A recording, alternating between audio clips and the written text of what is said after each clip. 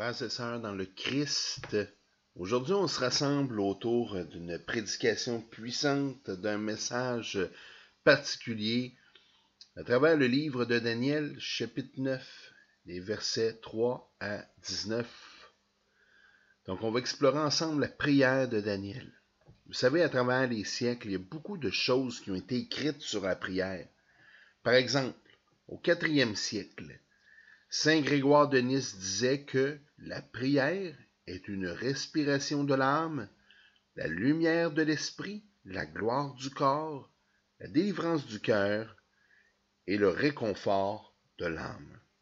Au Moyen Âge, Saint Bernard de Clairvaux a dit que la prière est une échelle que Dieu nous tend pour que nous puissions gravir les hauteurs célestes et recevoir ses bénédictions.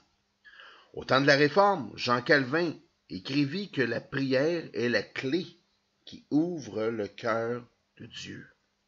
Au XVIIe siècle, le prince des puritains John Owen disait que la prière ne consiste pas à conquérir Dieu, mais à le faire participer à nos désirs et à les mener à l'accord avec les siens.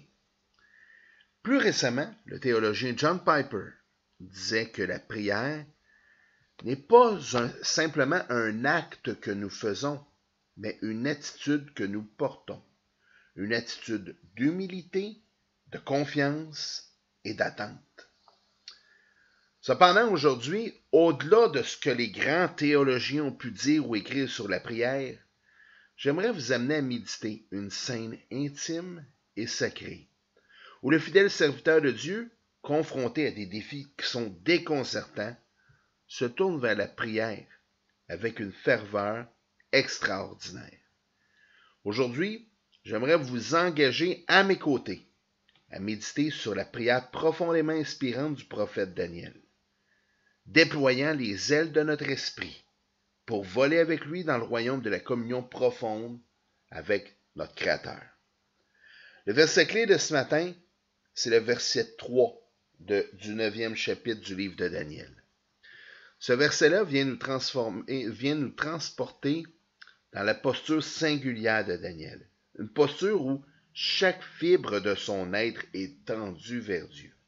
Le verset nous dit « Je tournerai ma face vers le Seigneur, afin de recourir à la prière et à la supplication en jeûnant et en prenant le sac et la cendre. » Ces actes physiques démontre une dévotion totale, un abandon de lui-même dans la quête de la présence de Dieu.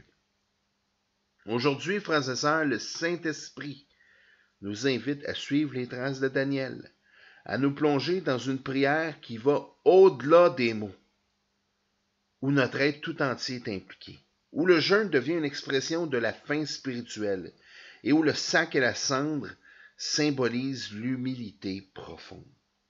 Entrons ensemble dans cette exploration et soyons prêts à découvrir les joyaux cachés dans la prière de Daniel et même en extraire des leçons intemporelles pour notre vie de foi. Frères et sœurs, que cette méditation nous inspire à nous approcher du trône de la grâce avec une dévotion qui est renouvelée, alors que nous nous plongeons dans la prière du prophète Daniel. Aujourd'hui, mon premier point, la posture de la prière. Le chapitre 9 du livre de Daniel s'ouvre avec une scène qui capture l'essence même de la dévotion, la posture de la prière. Trop souvent dans les milieux évangéliques, on entend dire des choses comme « Ah oui, mais Dieu regarde au cœur, la posture, c'est pas important. » Ou « Ah, se mettre à genoux, voyons donc, ça fait catholique romain, cette affaire-là. » Cependant, dans notre texte de ce matin, Daniel, ce prophète émérite au cœur intègre, ne se contente pas seulement de verbaliser ses supplications, non, il se présente devant Dieu avec une expression physique de son désir ardent de communion avec lui. Le verset 3 révèle cet engagement profond. Je le répète, le verset 3, « Je tournerai ma face vers le Seigneur Dieu, afin de recourir à la prière, à la supplication, en jeûnant et en prenant le sac et la cendre. » Ces gestes, c'est pas juste des petits rituels, mais c'est des manifestations tangibles de l'engagement total de Daniel envers son Créateur. En tournant son visage vers Dieu, Daniel dévoile une intention délibérée de s'adresser à celui qui est au-dessus de toute créature. Cette action-là symbolise une dépendance totale et une humilité profonde, qui sont des aspects cruciaux de la prière véritable. Comme le psalmisme l'exprime dans le psaume 25, verset 1, « Éternel, je lève mon âme à toi. » Daniel reconnaît sa place devant Dieu. Il suit l'exemple aussi du publicain en Luc 18, verset 13, qui avec humilité s'écrie « Ô Dieu, sois apaisé envers moi qui suis un pécheur. » L'humilité est essentielle dans la prière, voire obligatoire. Sommes-nous parfois trop familiers ou distraits dans notre approche avec Dieu? J'aimerais qu'on réfléchisse à ça ce matin. La posture physique, comme s'agenouiller, lever les bras dans les airs, est-ce que ça peut être un moyen tangible de refléter cette humilité-là et de rappeler nos cœurs comment Dieu est grand? Nous rappeler à qui nous nous adressons? Réfléchissez à ça ce matin. Maintenant, j'aimerais qu'on regarde ensemble les actions de Daniel. Jeûner, porter le sac, s'asseoir sur la cendre. Ça démontre que la prière engage tout notre être, pas simplement nos paroles. Ces gestes que pose le prophète Daniel sont des expressions visibles de sa foi, mais aussi de son sérieux devant Dieu. Le jeûne mentionné ici, ça dépasse la privation alimentaire. C'est un moyen de purifier l'esprit pour se consacrer pleinement à Dieu. De plus, le sac et la cendre, dans l'Ancien Testament, ça symbolise le deuil et la repentance. Ça vient renforcer son engagement total. On peut lire en Job 42, verset 6, « C'est pourquoi je me condamne et je me repens sur la poussière et sur la cendre. » Réfléchissons quelques instants. Est-ce que dans notre pratique personnelle, la posture extérieure peut nous aider à nous concentrer, à centrer nos pensées sur Dieu? Ou au contraire, est-ce qu'il s'agit juste d'un geste pharisianique, comme certains se moquent à le dire? Notre texte de ce matin démontre qu'en jeûnant, puis en adoptant le sac et la cendre, Daniel montre sa contrition sincère pour les péchés de son peuple, puis les siens aussi. Il reconnaît sa dépendance absolue envers la miséricorde divine, comme on peut le voir en 2 Chroniques 7, verset 14. On peut lire ceci. « Si mon peuple sur qui est invoqué mon nom s'humilie, prie, cherche ma face, et qu'il se détourne de ses mauvaises voies, je l'exaucerai des cieux. » La repentance engendre généralement une posture physique et observable. Ça nous rappelle l'exemple des Ninivites dans Jonas chapitre 3. En réponse à l'appel à la repentance, les Ninivites, du roi jusqu'au plus humble, en passant par les bêtes, ils viennent observer le jeûne et se revêtir du sac et de la cendre.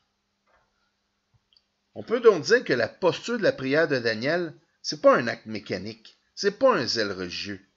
C'est une déclaration de dépendance totale envers Dieu.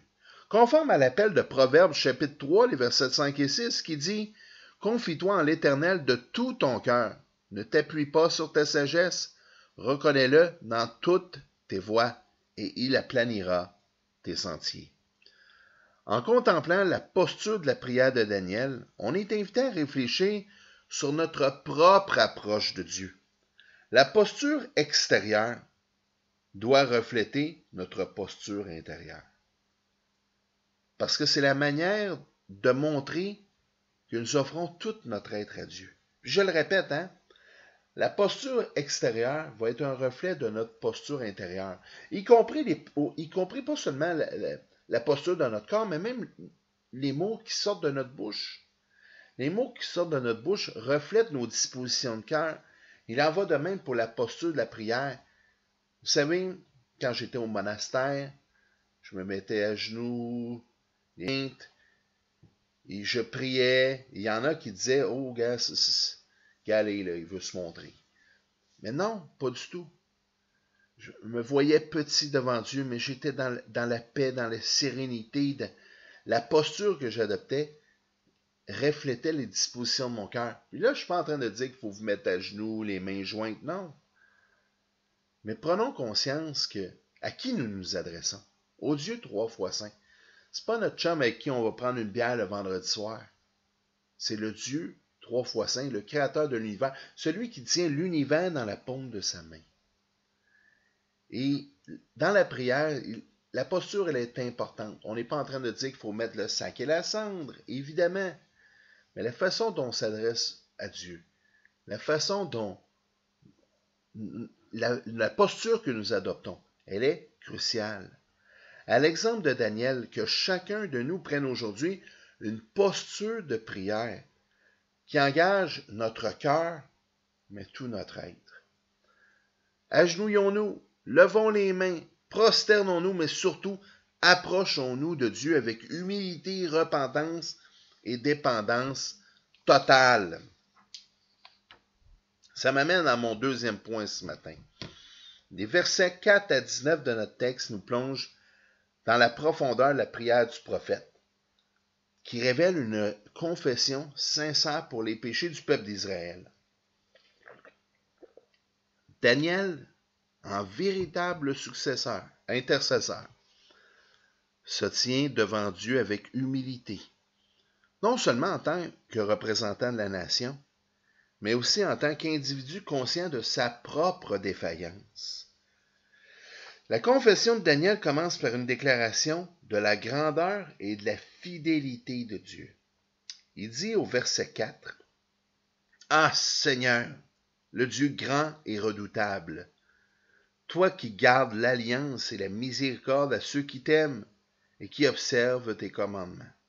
En reconnaissant Dieu comme grand, redoutable et fidèle, Daniel nous enseigne que la confession commence par une juste compréhension de la nature de Dieu. On ne s'approche pas d'un Dieu capricieux ou distant, mais d'un Dieu saint, juste et miséricordieux. Le Seigneur garde ses commandements, ses promesses envers son peuple. Cette perspective-là établit un contraste entre la perfection de Dieu et l'imperfection humaine, comme on peut le lire en Romains 3, 23, hein? Tous ont péché et sont privés de la gloire de Dieu. Mais nous savons, nous, que nous avons un Dieu infiniment saint. Ensuite, Daniel ne vient pas minimiser la gravité des péchés du peuple, ni les siens. Il énonce avec clarté au verset 5, « Nous avons péché, nous avons commis l'iniquité, nous avons été méchants, nous avons été rebelles, nous nous sommes détournés de tes commandements et de tes ordonnances. » Les termes employés, péché, iniquité, méchanceté, rébellion, ça vient souligner la profondeur de la transgression humaine.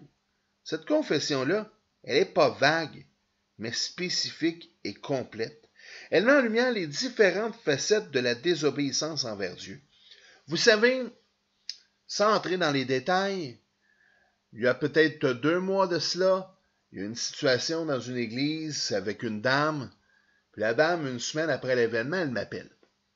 Là, elle me dit, « Ouais, François, j'ai réfléchi à la situation qui s'est produite et puis j'aimerais te demander pardon si je t'ai offensé. » Là, je dis, « Ben, m'as-tu offensé? » « Ben, je sais pas. » « Alors, pourquoi tu m'appelles? » J'ai dit, « Tu reconnais quoi? » « Ben, je viens de te le dire, là, si je t'ai offensé. » J'ai dit, « OK, mais as-tu posé des gestes? » Puis pendant 1h30, on a tourné en rond, parce que là, la dame, elle reconnaissait absolument rien.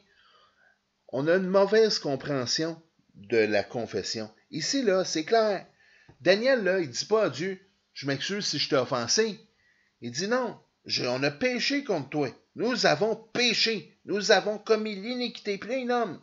Il parle de méchanceté, il parle de rébellion, il parle de se détourner contre les commandements et les ordonnances.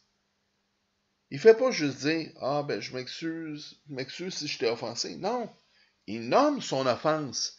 Si moi, ici, j'ai un conflit avec quelqu'un et que je l'insulte, par exemple, je n'irai pas le voir après pour lui dire « je m'excuse si je t'ai offensé. Je vais dire, mon frère, ma soeur, j'ai péché contre toi en disant telle chose, en posant tel geste. Je vais le nommer clairement. C'est intéressant aussi parce que Daniel inclut également les générations précédentes dans sa confession. Il dit au verset 8, « Nos rois, nos chefs et nos pères n'ont pas écouté ta voix. » Là, il n'est pas en train de prier pour les morts, mais il est en train de reconnaître une mauvaise disposition de cœur du peuple. Ça nous enseigne que la confession, ce n'est pas seulement un acte individuel, mais c'est aussi un acte collectif, un acte communautaire. On est parfois complice, volontairement ou non, des structures de péché dans nos familles, dans nos églises et même dans la société. Prenons le temps d'examiner nos cœurs pour confesser non seulement nos péchés personnels, mais aussi ceux de nos familles, ceux de nos communautés qui ont offensé Dieu. Ça ne signifie pas porter la culpabilité d'autrui, mais reconnaître humblement le manquement collectif et implorer la grâce divine pour y remédier. Finalement, Daniel conclut sa prière avec une supplication qui est poignante. Il dit au verset 18, « Incline ton oreille, mon Dieu, et écoute. Ouvre tes yeux et regarde nos désolations. Car ce n'est pas à cause de nos justices que nous te présentons nos supplications, c'est à cause de ta grande compassion. » Daniel, il ne plaide pas sur la base du mérite humain, sur la base de ses œuvres. Il n'est pas en train de dire « Ouais, mais Seigneur, regarde, moi je te suis fidèle, regarde qu'est-ce que j'ai fait, regarde qu'est-ce que... » Non! Il plaide uniquement sur la bonté infinie de Dieu. Cette approche-là, elle est conforme à l'Évangile qui nous rappelle que notre salut et notre réconciliation avec Dieu dépend exclusivement de sa grâce et non pas de nos œuvres, telles que décrites en Éphésiens 2, les versets 8 et 9. Frères et sœurs, la confession de Daniel, elle vient refléter un cœur brisé et contrit, une attitude que Dieu ne méprise jamais. Dans le psaume 51, verset 17, il est écrit ceci. « Les sacrifices qui sont agréables à Dieu, c'est un esprit brisé. Ô Dieu, tu ne dédaignes pas un cœur brisé et contrit. » En confessant nos péchés, nous reconnaissons non seulement notre faute, mais aussi notre dépendance totale envers la miséricorde de Dieu. Comme le fils prodigue dans Luc 15, verset 21, qui revient à son père avec ces mots-là, « Père, j'ai péché contre le ciel et contre toi. Je ne suis plus digne d'être appelé ton fils. » Dans nos moments de prière, demandons à Dieu de nous donner un cœur sensible à nos péchés et prompt à la repentance. L'objectif, c'est pas de nous accabler, mais de trouver dans la confession une voie vers la restauration et la communion avec Dieu. Ça m'amène à mon troisième point. L'appel de la grâce divine. L'appel de la grâce divine constitue l'essence même de la prière de Daniel. Alors que le prophète intercède pour Israël, il ne cherche pas à plaider la cause de son peuple sur la base des mérites et des œuvres, comme j'ai dit un peu plus tôt. Au contraire, Daniel s'appuie entièrement sur la fidélité, la miséricorde et la compassion infinie de Dieu. Ça, c'est des termes récurrents dans l'Écriture. C'est fondamental pour comprendre notre relation avec le Seigneur. Dans Daniel 9, 18, il exprime avec humilité et une sincérité profonde ceci, car ce n'est pas à cause de nos justices que nous nous présentons nos supplications, c'est à cause de tes grandes compassions. Je le répète là, je ne cafouillerai pas cette fois-ci, car ce n'est pas à cause de nos justices que nous te présentons nos supplications, c'est à cause de tes grandes compassions. Cette déclaration révèle une vérité qui est clé, qui est majeure, que vous devez retenir. Nos actions, là, suffisent jamais pour mériter la faveur de Dieu. Daniel reconnaît même que les plus grands efforts humains sont imparfaits devant la sainteté de Dieu. Ce principe-là est dans Ésaïe 64, les versets 6, où il est écrit « Nous sommes tous devenus comme un homme impur, et toute notre justice est comme un vêtement souillé. En reconnaissant notre incapacité à satisfaire pleinement les exigences divines, on est invité à suivre l'exemple de Daniel, qui se tourne avec foi vers la grâce abondante de Dieu, la confiance en la grâce de Dieu, en la fidélité de Dieu, en ses promesses. Cette grâce, comme l'affirme l'apôtre Paul, c'est le fondement de notre salut. En Éphésiens 2, versets 8 et 9, il est écrit, car c'est par la grâce que vous êtes sauvés, par le moyen de la foi. Et cela ne vient pas de vous, c'est le don de Dieu. Soyons conscients que l'appel à la grâce de Dieu, c'est pas réservé à une élite pharisianique, une élite spirituelle. C'est pas pour les évêques, les pasteurs, les leaders, Non. C'est accessible à tout le monde. Daniel prie pour une nation entière, incluant les rois, les chefs, même pour ses propres fautes. Ça reflète le cœur de Dieu, qui invite tous les pécheurs à venir à lui. Ça dit en Hébreux 4, verset 16. Approchons-nous donc avec assurance du trône de la grâce, afin d'obtenir miséricorde et de trouver grâce pour être secourus dans nos besoins. Dans nos prières, il faut se rappeler que la grâce de Dieu, elle est disponible pour tous ceux qui s'approchent de lui avec foi.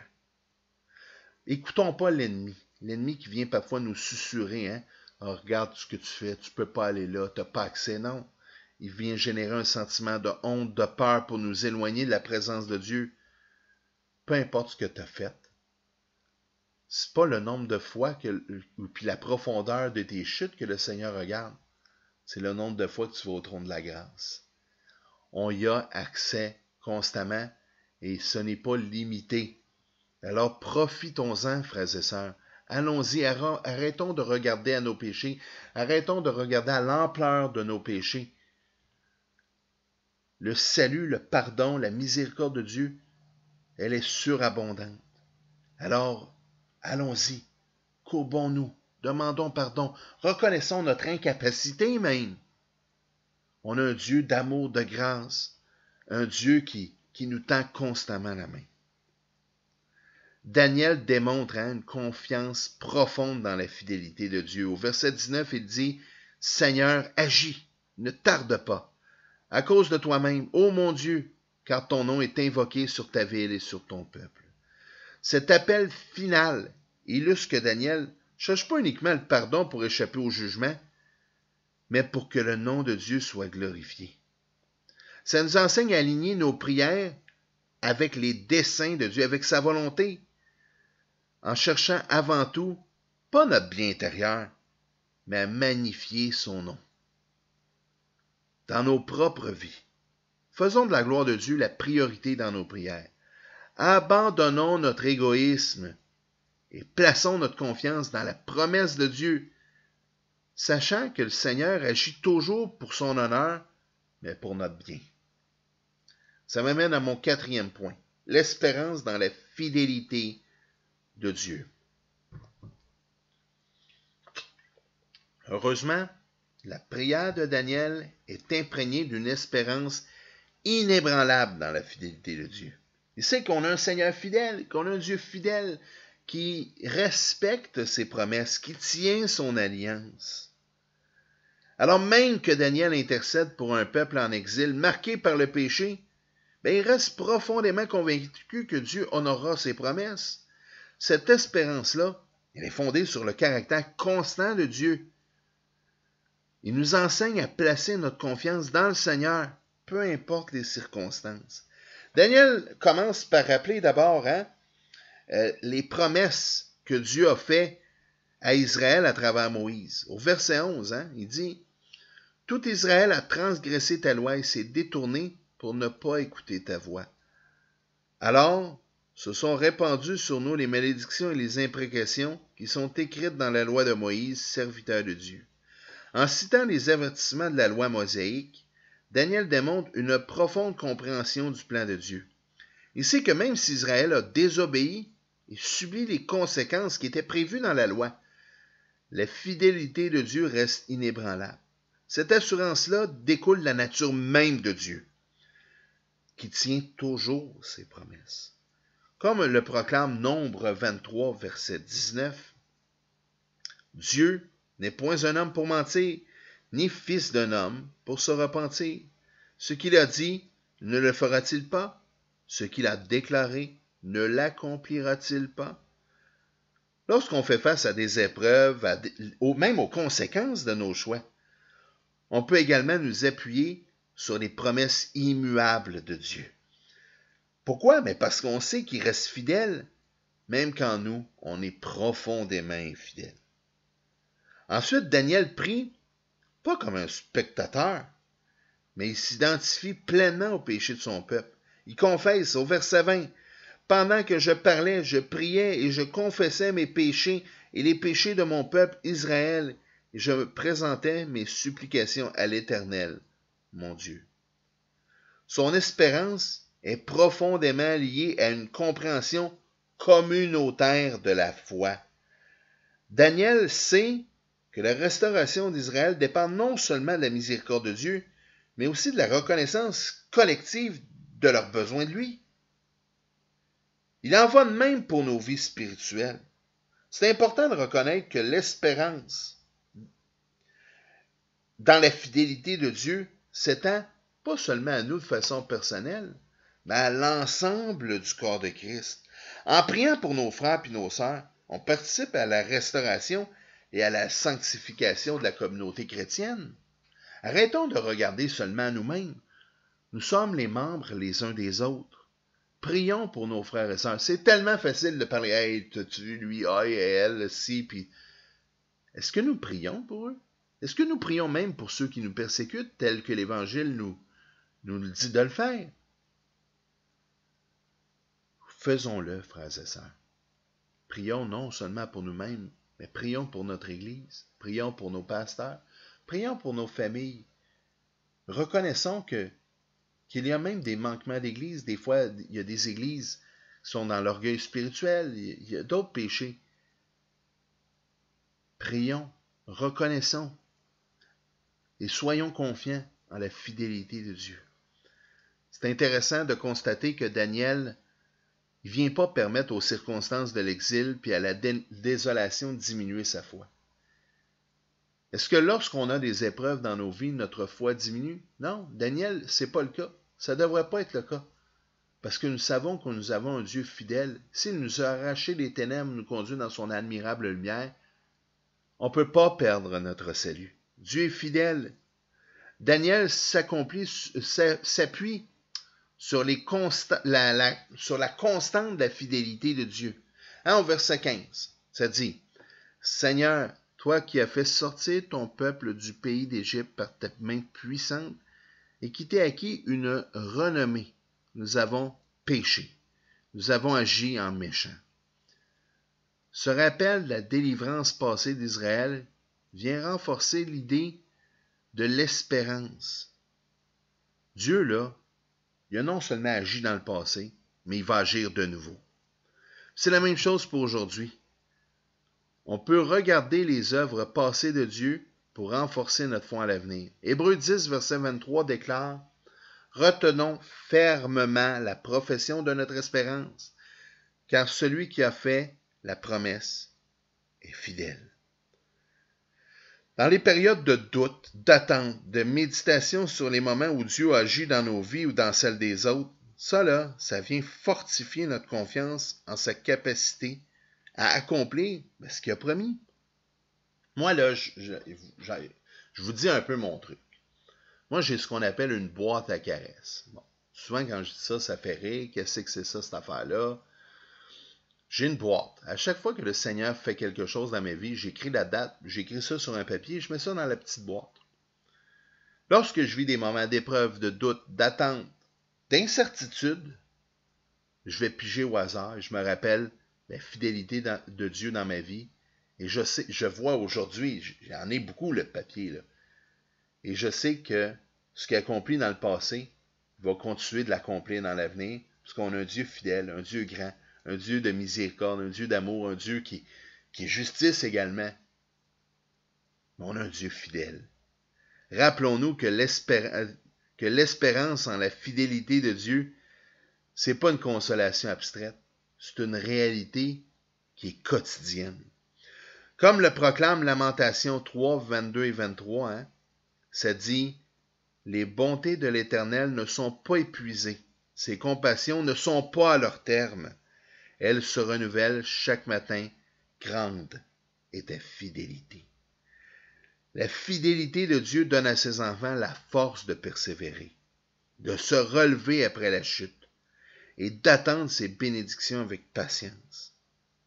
On sait qu'on a un Dieu qui répond en son temps, mais on sait qu'on a un Dieu qui répond. Lorsqu'on est découragé, souvenons-nous que la fidélité de Dieu, elle n'a pas de limite.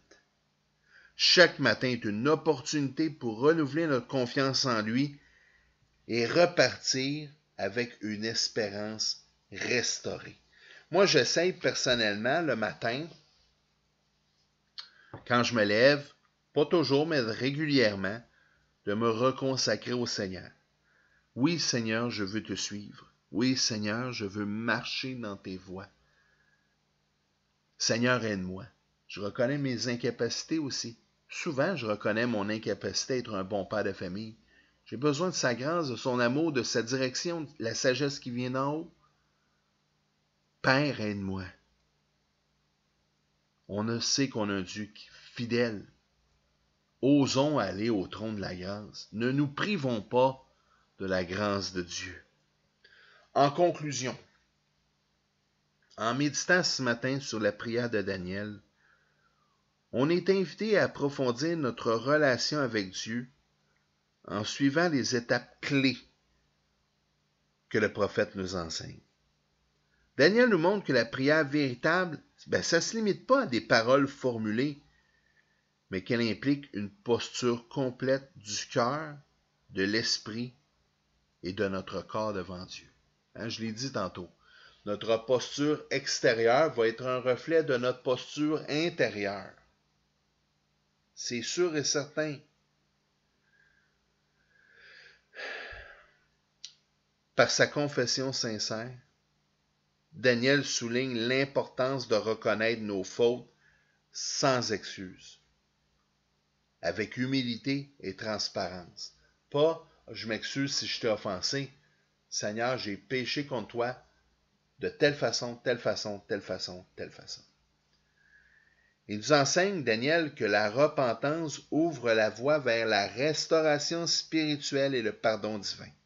Comme on peut le lire chaque matin pour l'assurance du salut, 1 Jean 1,9. Si nous confessons nos péchés, il est fidèle et juste pour nous les pardonner et pour nous purifier de toute iniquité. Mais pour ça, il faut confesser nos péchés. Il ne faut pas attendre dans notre salon un coup de baguette magique. Dieu, c'est pas Alain Choquette, là. Si nous confessons nos péchés, il est fidèle et juste pour nous les pardonner et pour nous purifier de toute iniquité. C'est pas compliqué. Ça, là, c'est tout le temps. En rappelant la grâce de Dieu, Daniel vient proclamer qu'on peut, oui, jamais mériter le salut par nos propres forces, mais que par la foi, on peut obtenir tous les trésors de Dieu. Cette leçon-là, elle résonne au cœur même de l'Évangile. On est sauvé par la grâce, pas par nos œuvres. Cette reconnaissance-là vient nous libérer du fardeau de la performance religieuse. Vous savez, dans des milieux, il y a une performance religieuse. Oh, je dois faire mon chapelet. Oh, je dois me mettre à genoux. Oh, je dois aller à la confesse. Oh, je dois accomplir tel geste rituel. Non. Là, ça nous met un fardeau souvent. Ça devient pesant. La grâce, elle est gratuite. Elle est accessible. Tu n'as pas besoin de faire les courbettes puis faire ci, ça. Va avec un cœur brisé, humble, reconnaissant devant le trône de la grâce. Ça, là, de bien comprendre ça, ça vient nous ancrer dans cette compréhension-là que la compassion de Dieu, elle est infinie et elle est intarissable pour ses enfants. Enfin, Daniel incarne l'espérance en la fidélité de Dieu, même face à des circonstances vraiment catastrophiques. Il ne regarde pas Daniel aux circonstances qui affligent le peuple d'Israël.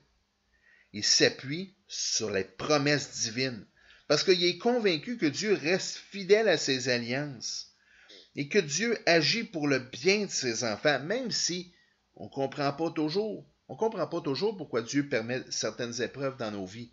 Mais on sait que Dieu est fidèle, on sait que Dieu veut notre bien, on sait qu'il utilise les épreuves pour nous rendre toujours plus conformes à l'image de son Fils. Ça nous invite à nous tourner vers Dieu avec une confiance qui est inébranlable. Quelle que soit la tempête qu'on traverse. Frères et sœurs, que cette méditation sur la prière de Daniel nous pousse à une vie de prière fervente, remplie d'humilité, de gratitude et de foi, tout en nous rappelant que Dieu est un refuge sûr, toujours prêt à écouter, à pardonner et à restaurer. Amen.